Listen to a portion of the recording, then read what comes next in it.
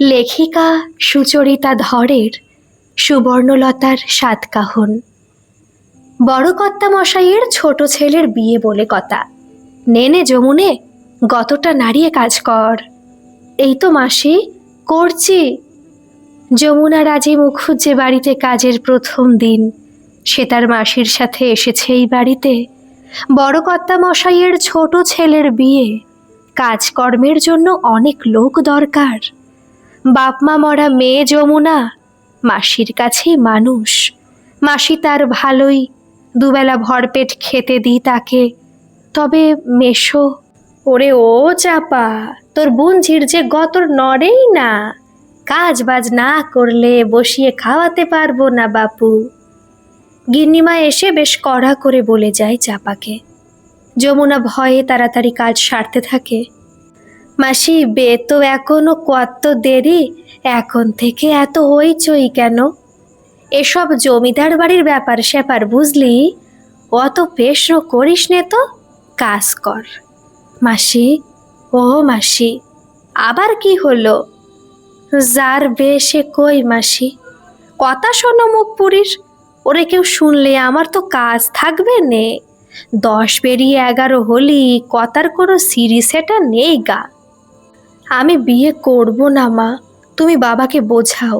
আমি কলকাতা থেকে আরো পড়াশোনা করতে চাই, ওকালতি করতে চাই। চুপ কর বাবা, চুপ কর। তোর বাবা মশাইয়ের কানে গেলে রক্ষে থাকবে নে। তোর দাদারও তো সংসার করছে নাকি? তাছাড়া গিন্নিমা ছোট বাবুকে বড় কর্তা মশাই ডাকছেন। আমায় ডাকছিলেন বাবা মশাই? হ্যাঁ, শোনো দীপেন্দ্র, তোমাকে বিয়ের পর তোমার দাদাদের সাথে জমিদারি দেখাশোনা করতে হবে। আশা করি আমার সিদ্ধান্তের কোনো অপমাননা তুমি করবে না। যা যমুনে কুটনোগুলো কেটে নে। এত কুটনো, এত কে খাবে মাসি? তা জেনে তোর কাজ কি? পেশনোর পর পেশনো। আবার গিন্নিমা এসে আমাকে মুখ জামটা দেবে, তবে গা তোর শান্তি হবে। আজ 7 দিন হলো যমুনা কাজ করছে। অনেক কিছু শিখে গেছে সে। ও চাপা মাসি, গিন্নিমা তোমায় ডাকছে। যেতে যেতে মনে মনে ভাবে চাপা, নিশ্চয় মুখ পুরি যমুনেটে কিছু গটিয়েছে। কি হয়েছে গো রমা দিদি, মাসিকে অমন করে গিন্নিমা ডাকলো? জানি না রে যমুনা, নিশ্চয়ই কিছু দরকার। এই 7 দিনে একমাত্র রমাই যমুনার বন্ধু। সে ছোট বোনের মতো দেখে যমুনাকে। আমাকে ডাকছিলেন গিন্নিমা? ও, তুই এইছিস চাপা? গিন্নিমার গলার নরম স্বরে যেন একটু স্বস্তি পেল চাপা। তা হ্যালো, তোর বুনজির তো বের বয়স হয়েছে, বে দিবি তো নাকি? দেব বই কি গিন্নিমা, নিজের তো ছেলে পুলি আর হলো না। ওই বুনজিটাকে নিয়ে চিনতে দিন রাত। সমুত্ত মেয়ে, ওই জন্যই তো তোকে ডেকে পাঠালুম। গিন্নিমা বললেন, আমার এক পরিচিত ঘর আছে, পাত্তর খুব ভালো, নিজের জমি জমাও আছে। তবে পেত্তম পক্ষের বউটা 3 ছেলে মেয়ে রেখে স্বর্গে গেছে। বয়স একটু বেশি, সে যাগ্গে, পুরুষ মানুষের আবার বয়স। খুব ভালো ঘর রে, তোর যমুনে ভালোই থাকবে। আপনি যা ঠিক করবেন গিন্নিমা। আর শোন, তোর বুনজির বের খরচা আমার। তুই এতদিনই মুখুজ্জে বাড়িতে কাজ করছিস। খুশি হলেও চাপা যেন চিন্তায় পড়ে গেল। হঠাৎ গিন্নিমা তার প্রতি এত সদয় কেন? শোনো গিন্নি, দীপেন্দর বিয়েটা এই বৎসর হবে না। হবে নে? কেন? মেয়ের বাড়ি থেকে এইমাত্র খবর এলো মেয়ের ঠাকুরমা গত হয়েছেন, তাই 1 বৎসর তাদের কালো সুচ থাকবে। এ কি অনাথ সৃষ্টি কাণ্ডি বলুন তো, বিয়ের 7 দিন আগে বাধা। আহ গিন্নি, বিয়ে তো আর ভেঙে যায়নি, মৃত্যু কি বলে কয়ে আসে? আড়াল থেকে এই কথাগুলো শুনে সাময়িক শান্তি পেল দীপেন্দ্র। যমুনার বিয়ের সব ব্যবস্থা হলো। পাত্র দেখে চাপার বুকের ভেতরটা ছ্যাদ করে উঠল। যমুনার তার নিজের মেয়ে না হলেও তাকে সে ছোট্টটি থেকে মানুষ করেছে, নিজের পেটের সন্তানের মতো আগলে রেখেছে। কিন্তু একই সর্বনাশ তার হতে চলেছে। পরিমরি করে সে ছুটল গিন্নিমার কাছে, কেঁদে পায়ে পড়ে গেল তার। যমুনেটার এমন সর্বনাশ আপনি হতে দেবেন না গিন্নিমা। এই পাত্র তো বুড়ো কেশরোগী, মেয়েটা যে এখনো বড্ড ছোট। মোলো যা, তোর ওই ধিঙ্গি বুঞ্জি ছোট? ও রোয়া বুড়ো কি রে, সোনার আংটি আবার বাঁকা। আর শোন, আমি যে তোর বুনজির বের জন্য পাত্তর খুঁজে দিলাম তোর 7 জন্মের পুণ্যি, বুঝলি? এই পাত্তরের সাথে যদি বিয়ে না দিস, বুনজিকে নিয়ে তোকে পথে বসতে হবে, এই আমি বলে দিলুম। মেয়ে মানুষের মন যে এত কঠোর হয় তা চাপা জানতো না। ও রমা দিদি, শহুর ঘর কেমন হয় গো? ভালো, তবে খুব বুঝে শুনে চলতে হয়, বুঝলি? স্বামী শৌর শাউরি যা ভাসুর কত মানুষ থাকে সেখানে, সব্বার যত্নবাত্তি করতে হয়। সে তো ভারী ঝক্কির কাজ গো রমা দিদি, আমি পারবো তো? কেন পারবি নে বোন, তুই তো কত নক্ষী মেয়ে। চাপা এসে যমুনার পাশে বসে। খুব মায়া হচ্ছে আজ মেয়েটাকে দেখে তার, কিন্তু গিন্নিমা কেন তাদের সাথে এমন করছে সে কিছুতেই বুঝে উঠতে পারছে না। শোন মা, বে করে শোর ঘরে গিয়ে নক্ষী হয়ে থাকবি, বুঝলি? কাউকে কোনো প্রশ্ন করবি নে, চুপ করে থাকবি। 10 দিনের মধ্যে যমুনার বিয়ে হয়ে গেল। গিন্নিমা বড় এলাহি আয়োজন করেছেন, বাড়ির ঝি চাকরদের চোখ ধাঁধিয়ে গেল, আড়ালে সবাই কানাকানি করলো। বুঝলি রমা, নিশ্চয়ই কোনো ব্যাপার আছে, নইলে গিন্নিমার মতো মানুষ এসব করে নাকি? কম দিন তো তাকে দেখছি নে, তবে যাই বলো চড়ি তার ভাগ্য ভালোই, সোয়ামীর নাকি পাকা বাড়ি আছে। রমাকে বলল বাড়িরই এক বৃদ্ধা ঝি। চাপার মনটা বড্ডই খারাপ আজ। যমুনেটাকে বে দিয়েও মনটা মানছে না গো। আপদটা এর দিনে বিদেয় হলো আর তুই মরা কান্না জোড়াছিস। একদিন তো টানলি, বে না দিলে আর কদিন আমার অন্ন ধ্বংস করতো শুনি। চাপা চুপ করে রইল। আজ আর তর্ক করার ইচ্ছে তার নেই। কই মুখখানা দেখি। জোর করে থুতনি ধরে মুখটা তুললো একজন যমুনার। ওমা, এ তো কষি মেরে বিশু। সব নিয়ম স্ত্রী আচার সেরে যমুনাকে ঘরে নিয়ে যাওয়া হলো। রাতে শুতে চোখের পাতা ভারী হয়ে এলো যমুনার। সকালে ঘুম ভাঙতেই সে শুনল, এত ধিঙ্গি মেয়ে ছেলে 7 বেলা ঘুমোচ্ছে গা। বলি ও বউ, মাসির ঘরে কিচ্ছু শেখনি গা? ধরপর করে উঠে বসলো যমুনা। খুব লজ্জা লাগছে তার। তাড়াতাড়ি যেতে গিয়ে মাথার ঘোমটা কখন খুলে গেছে বোঝেনি সে। ছি ছি ছি ছি ছি, তা বউ নাজ নজ্জার মাথা খেলে গো, এক গড় নোক। যমুনা ঘোমটাটা টেনে নিয়ে কলঘরে গেল। আজ তার ভাত কাপড়। এই প্রথম সে তার স্বামীকে সামনে থেকে দেখল। এবার এলো পরিচয়ের পালা। শোনো বউ, এই হলো তোমার ছেলে মেয়েরা, সকলকার খেয়াল রাখবে, বুঝলে? যমুনার সৎ ছেলেমেয়েরা যমুনার থেকে দ্বিগুণ বড়, আর স্বামী সে তো যমুনার মেসো বাবার চাইতেও বড়। বাড়ির বৌঝিরা যমুনাকে সাজিয়ে ফুলশয্যার ঘরে নিয়ে গেল। হাস্য কটূক্তি কৌতুকে অনেকটা রাত হয়ে গেল। শোনো বউ, স্বামী না আসা পর্যন্ত জেগে থাকবে, বুঝলে? যমুনা ঘাড় নাড়ল। অনেক রাত হয়ে গেছে, যমুনার স্বামী বিশ্বনাথ এখনো ঘরে আসেনি। হঠাৎ সারা বাড়ি জুড়ে কান্নার সুর। যমুনা ঘুমিয়ে পড়েছে অনেকক্ষণ। ওরে আবাগি রাক্ষসী, ওঠ ওঠ বলছি। যমুনা উঠে দেখে বাড়ির বৌঝিরা একরাশ ঘৃণা ভরে তার দিকে তাকিয়ে। কি হয়েছে? মনে মনে ভাবে, এসে ঘুমিয়ে পড়েছিল বলে হয়তো সবাই খুব রেগে গেছে। কয়েকজন মিলে প্রায় টানতে টানতে যমুনাকে বাইরে নিয়ে এলো। একটা শরীর সাদা চাদরে মোড়ানো। রাক্ষসী, পেতম রাতেই আমার ছেলেটাকে খেলো গা। দূর হ, দূর হ আমার চোখের সামনে থেকে। তবে এত কথা যেন যমুনারকে ভেদ করে তার ভিতর যেতে পারছে না। কে স্বামী? কিসের স্বামী হারানোর শোক তার? কারা যেন বিশ্বনাথকে খুন করেছে। যমুনা বুঝল না যে স্বামীকে সে একবার চোখের দেখা দেখেছে, তার মৃত্যুতে যমুনার কি দোষ। যমুনার হাতের শাখা ভেঙে তার সিথি ধুয়ে তাকে সাদা থান পরিয়ে দেওয়া হলো। যমুনার শাশুড়ি হুকুম দিল কালই যেন যমুনাকে তার মাসির কাছে দিয়ে আসা হয়। বিশুর জমিটা কিছুতে হাতছাড়া করা যেত না, বুঝলে গিন্নি? কেমন পেজ কষলাম বলো? এ আপনার ভারী অন্যায় কথা। এই বুদ্ধিখান তো আপনাকে আমিই দিলুম, কিন্তু পেরানে মারতে গেলেন কেন? কচি মেয়েটা বেধবা হলো। আহ, যা বোঝো না তা নিয়ে কথা বলো না। মেয়ে মানুষ, মেয়ে মানুষের মতো থাকো। গিন্নিমা চাপামাসি খুব কাঁদছে। যমুনাকে নাকি ওর শাউরি রাখবে নে কয়েছে। তা আমি কি করব বাছা, আমি তো আর দম্মশালা খুলে বসিনি গা। কথাগুলো বলেও গিন্নিমার পাষাণ মনে যেন একটু আঁচড় কাটলো। তারই জন্যই তো কচি মেয়েটা বিধবা হলো। আমি যাব নে, আমি কোথাও যাব নে।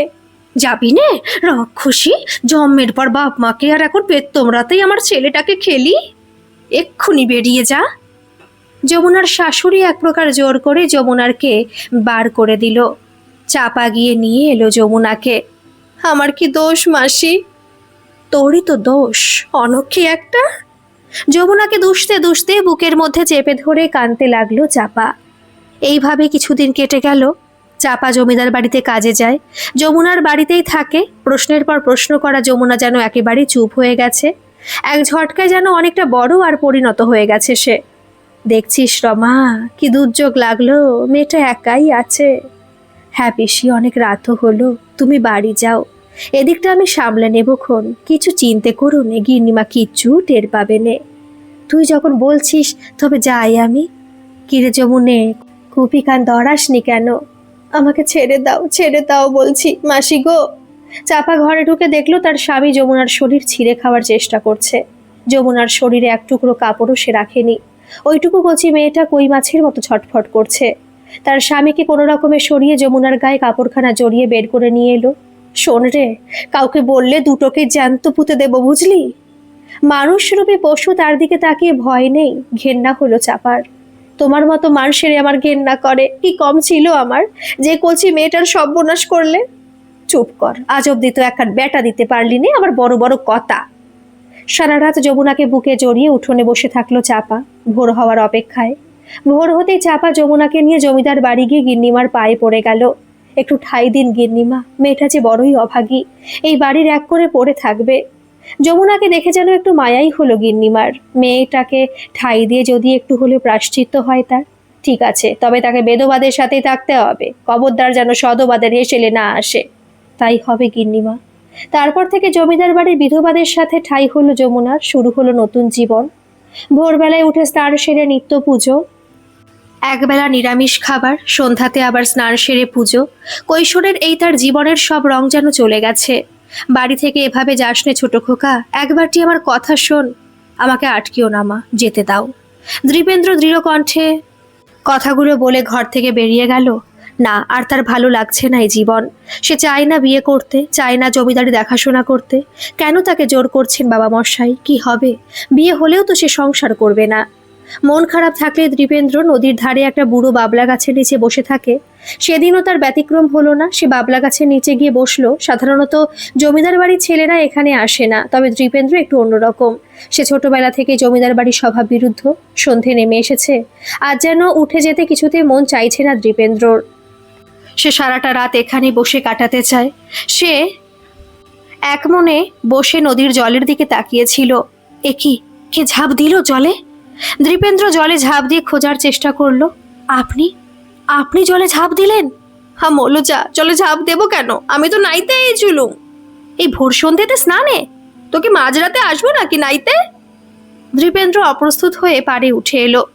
যমুনা কাপড়ের জল ঝাড়তে ঝাড়তে দৃপেন্দ্রর দিকে দেখলো।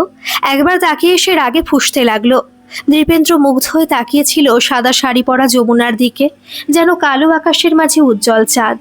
যমুনার চলে যেতেই চেতনা ফিরল দৃপেন্দ্রর। ছি ছি, এ কি ভাবতে চলেছিল সে? এ যে পাপ। উঠে বাড়ির দিকে ফিরল সে। যমুনা জমিদার বাড়িতে ফিরে পুজোয় বসলো, তবে আজ তার আর মন বসছে না। কেন হচ্ছে এরকম? তার চঞ্চল মন নিয়ে পুজো সারল সে। অনেকদিন মাসিকে দেখিনি, আজ মাসির সাথে একটু গপ্প করব, মাসির কোলে মাথা দিয়ে শুয়ে থাকবো, এই ভেবে সে চাপার কাছে খবর পাঠালো। রাতে কিছুতেই ঘুম আসছে না দৃপেন্দ্রর। বারবার যেন সে অন্ধকার আকাশে এক উজ্জ্বল চাঁদ, আর সেই চাঁদ যেন বারবার তার চোখের সামনে এসে তার রাতের ঘুম কেড়ে নিচ্ছে। পরের দিন সারাদিন কেটে গেলেও বিকেলের দিকে দৃপেন্দ্রর মনটা চাইছে নদীর ধারে যেতে। শুধুই কি নদীর ধার, না সে চাঁদের দেখা পেতে? অন্য কিছুর জন্য কেন যাব? আমি নিজের জন্যই যাব, এই বলে নিজেকে বোঝালো সে। তবে নদীর পাড়ে বসে অপেক্ষা করলো সে। আবার সেই জলে ঝাঁপ দেওয়ার শব্দ, সেই শব্দে মনের ভিতরেও যেন ঢেউ খেলে গেল। সাদা শাড়ি পরে সে উঠে এলো পারে, শাড়ি ঝাড়তে ঝাড়তে আর চোখে তাকিয়ে নিল একবার দৃপেন্দ্রর দিকে, তারপর চলে গেল। এখন রোজই আসে দৃপেন্দ্র। যমুনাও যেন এখন একই সময় নদীতে আসে, আর চোখে দেখে নেয় তাকে একবার। কোনো একদিন সাঁঝের বেলায় নিয়মের ব্যাঘাত না ঘটিয়ে দৃপেন্দ্র অপেক্ষা করছে নদীর ধারে। তবে সেদিনের মতো অপেক্ষার অবসান হলো না, যমুনা এলো না। একদিন, দুদিন, 3 দিন, না, যমুনা এলো না। চতুর্থ দিনে দৃপেন্দ্রের অভিমান হলো যমুনার উপর। তবে নদীর ধারে ঠিকই গেল সে। 3 দিনের জ্বরের পর যমুনা নদীতে স্নানে এলো। এতদিনের নীরবতা ভেঙে আজ প্রথম নৃপেন্দ্র কথা বলল। এই কদিন আসা হয়নি কেন? কেউ যে অপেক্ষা করে মনে থাকে না বুঝি? কেন বাপু, আমি কি বলেছিলুম বসে থাকতে? সবকিছু ভুলে হাত চেপে ধরল নৃপেন্দ্র যমুনার। এ কি করছেন? তোমাকে আমি ভালোবাসি। ছি ছি, এসব কি কথা কইছেন বলুন তো? আমি বেধবা, এসব কেউ দেখলে সর্বনাশ হয়ে যাবে। সেসব আমি জানি না, আমি তোমায় ছাড়া বাঁচবো না। কোনো রকমে হাত ছাড়িয়ে দৌড়ে পালিয়ে গেল যমুনা। ঠাকুরের পায়ে পড়ে কাঁদতে শুরু করলো। সেও জড়ো নৃপেন্দ্রকে মন দিয়ে ফেলেছে। কিন্তু কেউ জানলে তাদের পরিণতি যে ভয়ঙ্কর তা তো সে জানতই। কিছুদিনের সে আর নদীতে গেল না, তবে চাইলেও হয়তো ভালোবাসার থেকে দূরে মুখ ফিরিয়ে থাকা যায় না। সে আবার গেল। গাছের আড়াল থেকে নৃপেন্দ্র তাকে কাছে টেনে নিল। না, আজ আর তাকে ছাড়িয়ে চলে যেতে ইচ্ছে হলো না। কথা দাও, কোনোদিন ছেড়ে যাবে না আমাকে? কথা দিলুম, কিন্তু আমি যে। যমুনার কথা শেষ হওয়ার আগে নৃপেন্দ্র ঠোঁট স্পর্শ করলো তার কপালে। ভালোবাসার প্রথম স্পর্শে শরীর কেঁপে উঠল তার। এইভাবেই তাদের ভালোবাসার দিন কাটছিল। যত দিন যাচ্ছিল তাদের ভালোবাসা তত গভীর হচ্ছিল। তবে তার বেশি দিন হলো না, জমিদার বাড়ির এর ঝিয়ের চোখে পড়ে গেল। গিন্নিমা ডেকে পাঠালো চাপা আর যমুনাকে। কি রে চাপা, এ কি শুনছি আমি? হ্যাঁ, শেষে কিনা দুধ কলা দিয়ে কাল সাপ পুষলুম। নষ্টা বেধবা মেয়ে মানুষ, আমার ছেলের দিকে নজর। এবার গিন্নিমার হাতও চলতে শুরু করলো। তোর এত সাহস, তুই আমার ছেলের দিকে নজর দিস? চাপা পা ধরে কাঁদতে লাগলো গিন্নিমার। যমুনা নির্বাক হয়ে অত্যাচার সহ্য করে নিল, যেন সে প্রস্তুত ছিল। 1 বৎসর হয়ে যাওয়ায় তড়িঘড়ি নৃপেন্দ্রর বিয়ের ব্যবস্থা হলো। আত্মহত্যার ভয় দেখিয়ে ছেলেকে রাজি করলেন গিন্নিমা। লোকলজ্জার ভয়ে যমুনাকে তাড়িয়ে দিলেন না, পাছে সব জানাজানি হয়। বিয়ে হয়ে গেল নৃপেন্দ্রর। যমুনা এক ঘরে বন্দি রইল। বিয়ে করলেও নৃপেন্দ্রর মন যমুনার কাছেই রইল। দেখি মা, মুখটা তোলো। সুবর্ণলতা মুখ তুলে তাকালো। তার রূপের ছটায় চারিদিক যেন আলো হয়ে গেল। নতুন বউয়ের রূপ দেখে বউ মেয়েরা মুগ্ধ হয়ে তাকিয়ে রইল। একই রূপ তার, স্বয়ং যেন মা দুর্গা। নৃপেন্দ্র যেন কোনো ভ্রুক্ষেপ নেই, তার চোখ তো অন্য কাউকে দেখতে চাইছে। গিন্নিমা নতুন বউ সুবর্ণলতাকে বেশ তোষামত করেই চলছেন। একে তো রূপসী, তার উপর জমি জমা ও পণও প্রচুর পেয়েছে এই বউয়ের দৌলতে। রাজার ঘরে রাজকন্যা সে। নতুন বউয়ের তো দেমাকে পা পড়বে না লো। জমিদার বাপের একমাত্র মেয়ে কি না? রূপ দেখেছ, চোখ যেন ফেরানো যায় না গো। জমিদার বাড়ির অন্তর্মহলে এই এক চর্চা এখন। শোনো ছোট বউ, আমি স্পষ্ট কথা বলতেই ভালোবাসি। মায়ের আদেশে তোমাকে বিয়ে করলেও স্ত্রীর মর্যাদা আমি তোমায় দিতে পারবো না কখনোই। সুবর্ণলতা চুপ করে রইল, যেন নৃপেন্দ্রর কথা তার মনে কোনো আঁচড়ই কাড়ল না। সুবর্ণলতা অন্য ধারার মানুষ, শিক্ষার যোগ্যতা নেই তার, তবে তার দৃঢ় বুদ্ধি অনেক পুরুষ মানুষকেই হার মানায়। 15 বছরের সুবর্ণলতা বাকি ঝি বউদের মতো না, সে অসাধারণ ব্যক্তিত্বের অধিকারিণী। নৃপেন্দ্র চলে যেতেই সে জানলায় গিয়ে বসল। এক সাদা শাড়ি পরা মেয়ে গাছের নিচে বসে আছে, যেন কোনো গভীর ভাবনায় সে ভেসে গেছে। আহারে, কি মায়া কারা মুখ! এ কি গো বৌরানী, তুমি এইখানে কি করছো? এটা কে গো বিমলা দিদি? বিমলা এই বাড়ির ঝি। গিন্নিমা সুবর্ণলতার খিদমদে খাস তাকে রেখেছে। ও ও হলো যমুনে, চাপার বুনঝি। ওকে দেখনি বৌরানী, বেদবা অপয়া মেয়ে মানুষ। আর তুমি এই জানলা থেকে সরে এসো দেখিনি। গিন্নিমা জানলে কিন্তু খুব রাগারাগি করবেন। অপয়া? এইটুকু মেয়ে অপয়া কেন? এমন কি করেছে সে? দুপুর গড়িয়ে বিকেল হয়ে গেল, বিকেল গড়িয়ে রাত। নৃপেন্দ্র ঘরে ফিরল না। তুমি চলে যাও ছোট বাবু, তোমার বিয়ে হয়ে গেছে, নতুন বউ ঘরে অপেক্ষা করছে, তুমি চলে যাও। শুনেছি তোমার বউ নাকি খুব রূপসী, তা অমন বউ ছেড়ে কি বেধবার কাছে কি মনে করে? এ তোমার অভিমানের কথা যমুনা। আমি শুধু তোমাকেই ভালোবাসি, শুধু তোমাকেই। তাই তো এত রাতে তোমার কাছে ছুটে এসেছি সব ছেড়ে। চলো যমুনা, আমার সাথে কলকাতায় চলো। তা হয় না ছোট বাবু, ঘরে তোমার নতুন বউ, এ হয় না। কেন হয় না?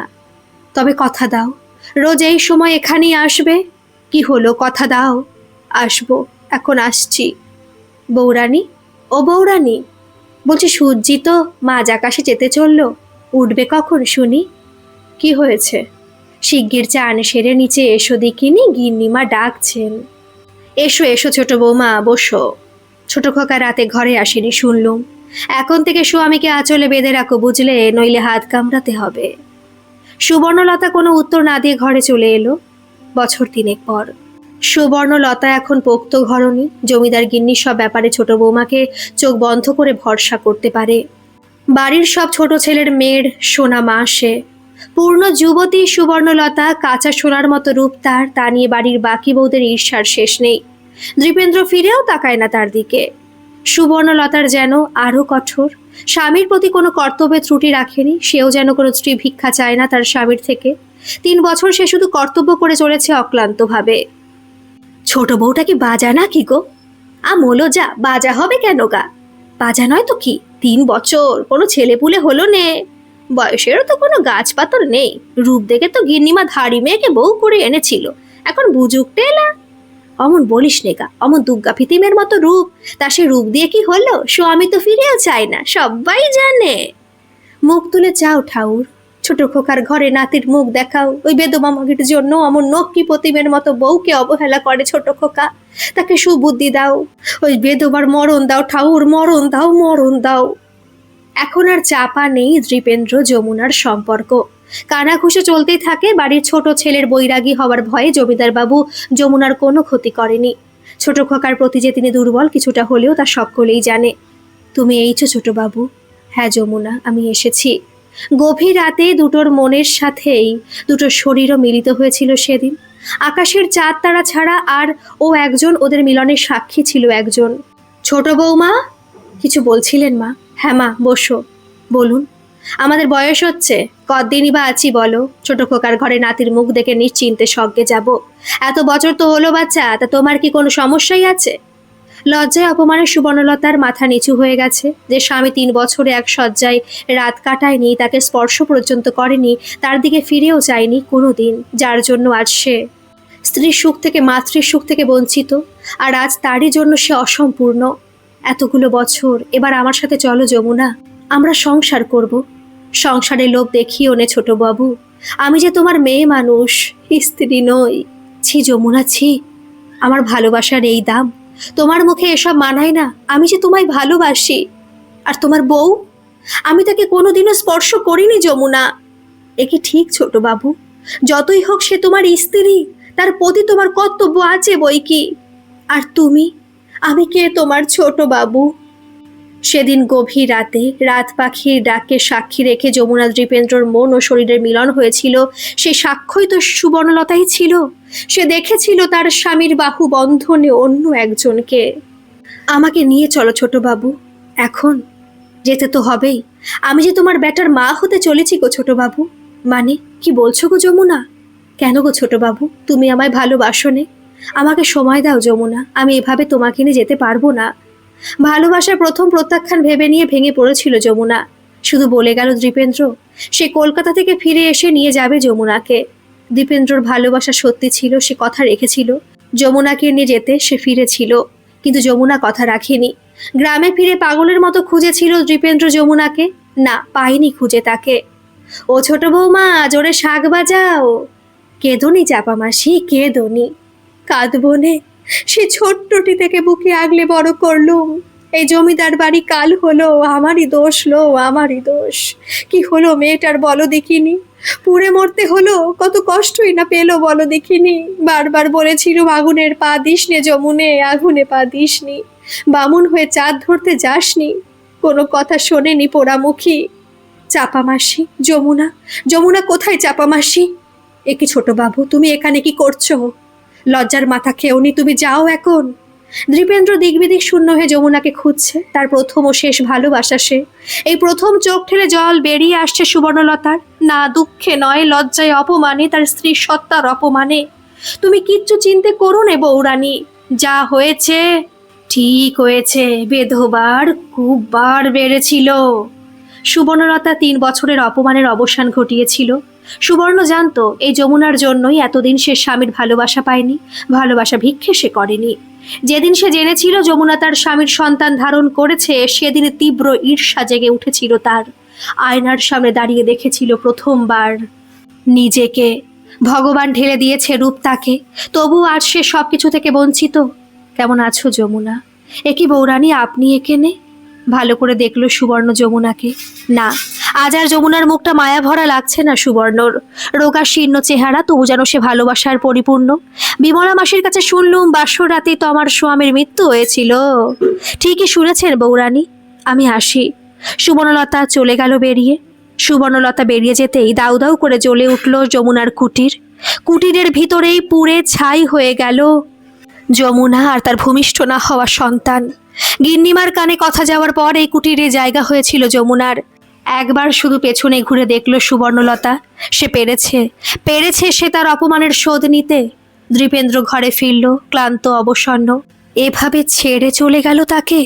মৃত শরীরটাও তো সে দেখতে পেল না। জমিদার গিন্নি বড়ই খুশি। ঠাউর মুখ তুলে চাইলেন, ওই অপয়া তার শেষ হয়েছে, এবার আমার ছোট খোকা সংসারী হবে। হয়তো সত্যি ঠাকুর তার কথা শুনেছিলেন। দীপেন্দ্র সুবর্ণলতার কাছে নিজের আশ্রয় খুঁজে নিয়েছিল। সুবর্ণলতাই পূর্ণ ভালোবাসা দিয়ে স্বামীকে ভরিয়ে রেখেছিল। আজ বাড়িতে লক্ষ্মী পুজো, ভূমিষ্ঠ হলো দীপেন্দ্র সুবর্ণলতার প্রথম সন্তান কোজাগরী। জমিদার বাড়িতে খুশির ঢোল, সারা বাড়ি আলোর রোশনাইয়ে সেজে উঠেছে। যমুনার স্মৃতি ফিকে হয়ে গেছে, কেউ আর মনে রাখেনি কত নৃশংসভাবে চলে গেছিল সে। শুধু ভোলেনি একজনই, না কিছুতেই ভোলেনি সে।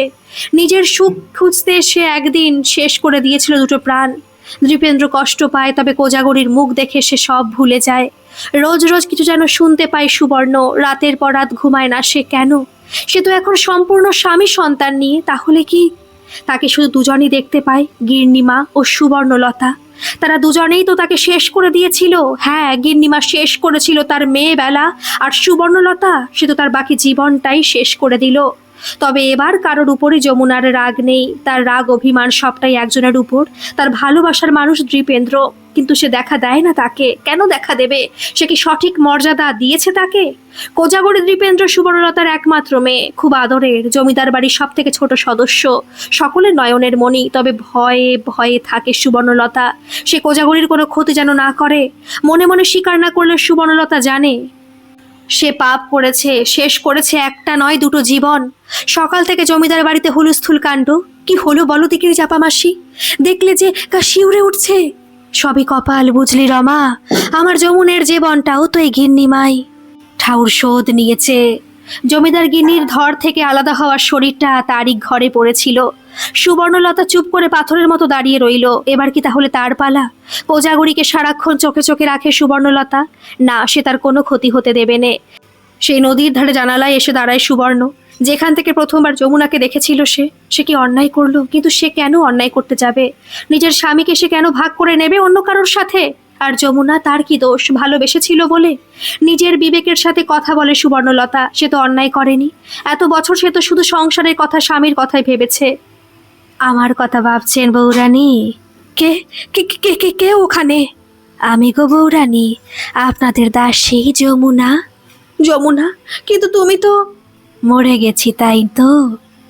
হ্যাঁ বৌরানী, আমি মরেই গেছি, ভয় নেই। আমি আপনার বা আপনার মেয়ের কোনো ক্ষতি করব নে। আমার পেটের তা থাকলে সেও তো ক্ষতি করবে নে। তাহলে আমার শাওরি মাকে মারলে কেন? মারিনি গো বৌরানী, বিশ্বাস করো আমি মারিনি। সে শুধু তার পাপের শাস্তি পেয়েছে। তুমি এই বাড়ি ছেড়ে চলে যাও যমুনা। চলে যাবই বৌরানী, আমি তো শুধু ছোট বাবুকে নিয়ে যেতে এইছি। না যমুনা, এত বড় সর্বনেশ আমার করো নে। যমুনার অবয়বটা মিলিয়ে গেল। সুবর্ণলতার আতঙ্ক 10 গুণ বেড়ে যাওয়ার বদলে তারও জেদ চেপে গেল। বেঁচে থাকতে যার হাতে নিজের স্বামীকে দেয়নি, মরে গিয়ে সে কিনা তার স্বামীকে নিয়ে যাবে। 3 দিন কেটে গেল, গিন্নিমার শ্রাদ্ধ সম্পূর্ণ হলো না। এই 3 দিনে সে আর যমুনাকে দেখেনি। 3 দিন পর সুবর্ণলতা কুলপুরোহিতকে ডেকে পাঠালো, সব কথা খুলে বলল। কুলপুরোহিত বিধান দিলেন, সুবর্ণলতার আত্মত্যাগী তার স্বামী সন্তানকে রক্ষা করতে পারে। যমুনার অতৃপ্ত আত্মা তার ভালোবাসাকে ছিনিয়ে নেবেই, যা সে জীবিত অবস্থায় পারেনি। 7 দিন হোমযজ্ঞ হবে, নিজের বুক চিরে রক্ত দিতে হবে সুবর্ণলতাকে। সেই হোমে 7 দিন। সুবর্ণলতা রাজি হয়ে গেল, তার স্বামী সন্তানের সংসারের থেকে বড় তার কাছে আর কিছু নয়। 7 দিন হোমে রক্ত দিল সুবর্ণ। হোম সম্পূর্ণ হলো। জমিদার বাড়ি থেকে যমুনা মুক্তি পেল, আর সুবর্ণলতা রক্তশূন্য হয়ে 8 দিনের মাথায় তার মৃত্যু হলো। পুরো গল্পটা দিদিমার মুখে শুনতে শুনতে অজান্তেই চোখ দিয়ে জল পড়তে লাগলো শ্রীময়ীর। তুমি তো খুব ছোট ছিলে দিদুন, তুমি এত কিছু জানলে কি করে? এ সবই আমার বাবার কাছে শোনার দিদি ভাই। আমি তো বাবার কাছেই মানুষ, বাবা সব কথাই বলেছিলেন আমাকে, কিভাবে আমাদের রক্ষা করতে আমার মা নিজের আত্মত্যাগ করেছিলেন। আর কখনো যাওনি ওই বাড়িতে দিদুন? না রে, বাবা আমাকে নিয়ে কলকাতা চলে এসেছিলেন, আর কখনো যায়নি দিদুন। যমুনার কথা কেউ মনে রাখেনি, তাই না? সেও তো সর্বস্ব হারিয়েছিল। দুজনেই আত্মত্যাগ করেছে দিদি ভাই। একজন বাঁচতে চেয়েছিল, আর একজন বাঁচানোর জন্য। আজকের এই গল্পটি আপনাদের কেমন লাগলো বন্ধুরা, অবশ্যই কিন্তু কমেন্ট করে জানাবেন। আর ভালো লাগলে একটা সাবস্ক্রাইব করে আমার পাশে থাকবেন। ধন্যবাদ।